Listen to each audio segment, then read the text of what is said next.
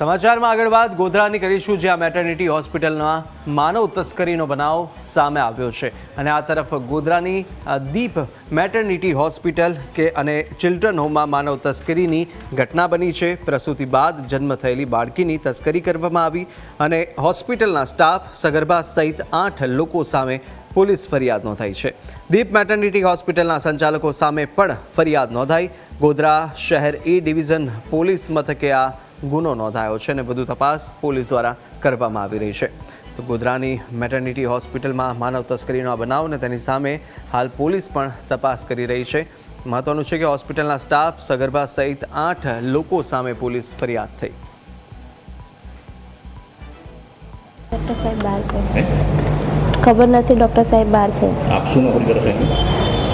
અહીંયા nursing staff. શું બન્યું હતું 2 દિવસ પહેલાં અહીંયા? એ ખબર નથી અમને। અચ્છા, એટલે ખબર નથી એવું કહેવાનું કહ્યું છે ઉપરથી તમને? ના, એવું નહીં કીધું। ડૉક્ટર સાહેબ ક્યાં હતા? ડૉક્ટર સાહેબ 2 દિવસથી બહાર છે, ખબર જ પોલીસ પકડી નથી। ગઈ છે?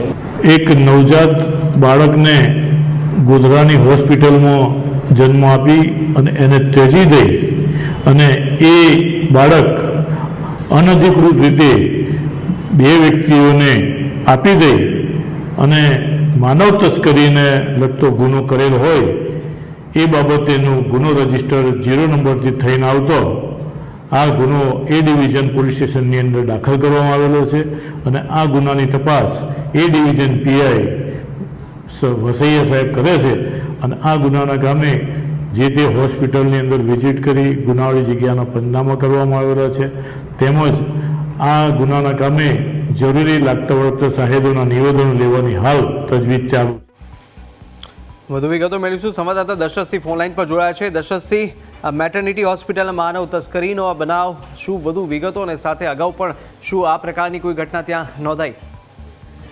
જી કુશાગ્રહ, ચોક્કસથી ગોધરા શહેરમાં આવેલી જે દીપ મેટર્નિટી હોસ્પિટલ છે જ્યાં માનવ તસ્કરીની ઘટના સામે આવી છે। પોલીસે દીપ મેટર્નિટી હોસ્પિટલના સ્ટાફ, બાળકીને જન્મ આપનાર અજાણી મહિલા, ગેરકાયદે રીતે ત્યજી દીધેલ બાળકનું ખરીદ વેચાણ કરી ગેરકાયદે રીતે દત્તક રાખી માનવ તસ્કરી કરનાર 8 ઇસમો સામે પોલીસ ફરિયાદ નોંધાવી છે।